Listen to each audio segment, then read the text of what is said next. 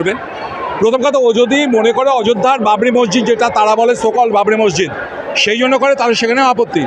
প্রথম কথা, অযোধ্যায় যেটা ছিল ওটা বাবরি মসজিদ নয়, ওটা হচ্ছে একটা ধাঁচা। মসজিদের ডেফিনেশন অনুসারে মসজিদের 4খানা মিনার থাকতে হবে। বাবরি মসজিদ যেটা ওরা বলছে সেটা 3টে গম্বুজ ছিল। তার 3টে গম্বুজ, ওখানে কোনো মিনার ছিল, ওখানে অজু করার স্থান ছিল, তাহলে ওটা মসজিদ হবে কোত্থেকে? আমরা এই মুহূর্তে আজকে 5 লক্ষ কণ্ঠে গীতা পাঠে এসে পেয়ে গিয়েছি ববিদাকে, যিনি ডায়মন্ড হারবার লোকসভা কেন্দ্রের যিনি ক্যান্ডিডেট ছিলেন, সেই ববিদাকে পেয়েছি আমরা। আচ্ছা, আমাদের মধ্যে এই মুহূর্তে একটা প্রশ্ন খুব উঠে আসছে যে হঠাৎ করে কেন বাবরি মসজিদ আবার নির্মাণ? বলুন। কি বলবো, দেখুন, এই যে হুমায়ুন কবির যে বাবরি মসজিদটা করছে, প্রথম কথা এই নামে আমার আপত্তি আছে। হুমায়ুনের মসজিদে আপত্তি নেই, কিন্তু ওর বাবরি মসজিদে কথাটাতে আমার আপত্তি আছে। ও কি হুমায়ুন কি বাবরের বংশধর? ও তো ভারতীয়, বাবর তো মোগল। তাহলে ও অন্য নামে করুক, সেখানে কেন সে বাবরের নামে বাবরি মসজিদ করবে? প্রথম কথা, ও যদি মনে করে অযোধ্যার বাবরি মসজিদ, যেটা তারা বলে সকল বাবরি মসজিদ, সেই জন্য করে, তাহলে সেখানেও আপত্তি। প্রথম কথা, অযোধ্যায় যেটা ছিল ওটা বাবরি মসজিদ নয়, ওটা হচ্ছে একটা ধাঁচা। মসজিদের ডেফিনেশন অনুসারে মসজিদের 4খানা মিনার থাকতে হবে। বাবরি মসজিদ যেটা ওরা বলছে সেটা 3টে গম্বুজ ছিল। তার 3টে গম্বুজ, ওখানে কোনো মিনার ছিল, ওখানে অজু করার স্থান ছিল, তাহলে ওটা মসজিদ হবে কোত্থেকে?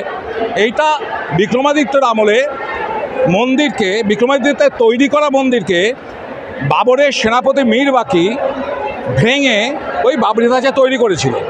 এবং সেটা পরে আর্কিওলজিক্যাল সার্ভে অফ ইন্ডিয়া খনন করে দেখেছে, ওখানে প্রচুর মূর্তি পেয়েছে, এবং তারপরে কোর্টের রায়ে, সুপ্রিম কোর্টের রায়ে ওইটাখানটায় আবার পুনরায় রাম মন্দির প্রতিষ্ঠা হয়েছে। বিষয়টা হচ্ছে যে হুমায়ুন মসজিদ করছে, তাতে আমাদের আপত্তি আছে কি? মোটেই নয়। হুমায়ুন মসজিদ করছে, আপত্তি নয়। আমাদের আপত্তিতে কী বা এসে যায়?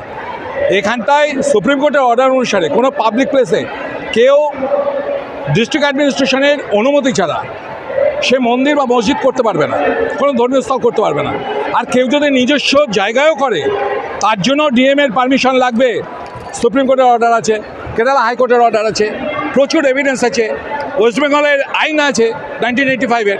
তো বিষয়টা হচ্ছে যে ডিএম পারমিশন দেবে, ডিএমএ পারমিশন দেবে অথবা না দেবে। ডিএম কাদের কন্ট্রোলে? মমতা কন্ট্রোলে।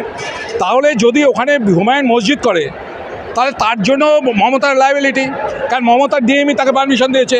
আর যদি না করতে পারে, তারও লায়াবিলিটি মমতার, কারণ ডিএমএ কেউ বারণ করেছে পারমিশন না দিতে।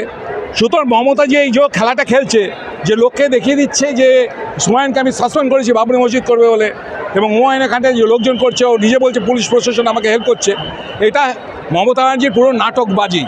এটা মানুষকে বুঝতে হবে। এই ভোটের পরেই দেখবেন যে হুমায়ুন আবার তৃণমূলে আসছে, মমতা তাকে মন্ত্রী করছে। তাহলে বিষয়টা কেন এরকম করছে মমতা ব্যানার্জি? মমতা ব্যানার্জি এই কারণেই করছে, কারণ মুসলিম ভোটের মধ্যে কিছু সংখ্যক রাষ্ট্রবাদী মুসলমান ছাড়া বেশিরভাগ মুসলমান তৃণমূলকে সাপোর্ট করে এসছে, আরও করবে।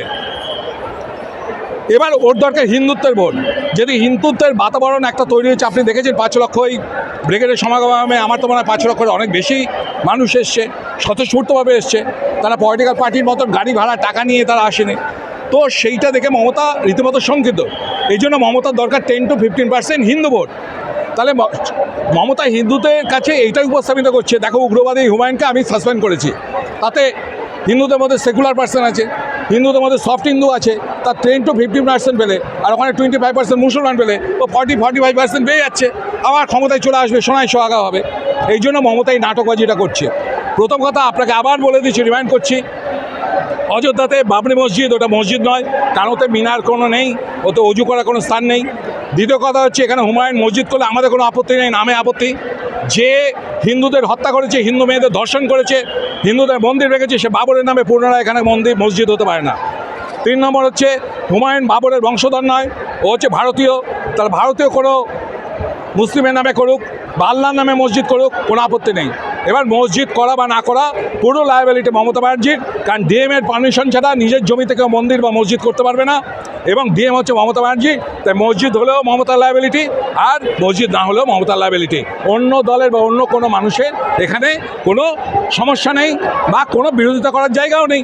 এবার প্রশ্ন হচ্ছে, মসজিদ যদি করে, আমি হাইকোর্টে কয়েকদিনের মধ্যে একটা পিল করব, তাতে আমি জানতে চাইব যে মমতা ব্যানার্জির ওই মুর্শিদাবাদের ডিএম আদৌ ওকে অনুমতি দিয়েছিল, অনুমতিকে হুমায়ুন চেয়েছিল, অথবা মমতা যে দেখাচ্ছে সাসপেন্ড করে, তা দেখাই যাবে ওখানে মমতা কতটা অরিজিনালিটি রয়েছে যে ডিএম ওকে পারমিশনটা দেয়নি। সেই কাগজটুকু আমার দরকার, আমি ছাড়বো না। আগামী দিনে বিজেপির কি কন্ডিশন পশ্চিমবঙ্গে?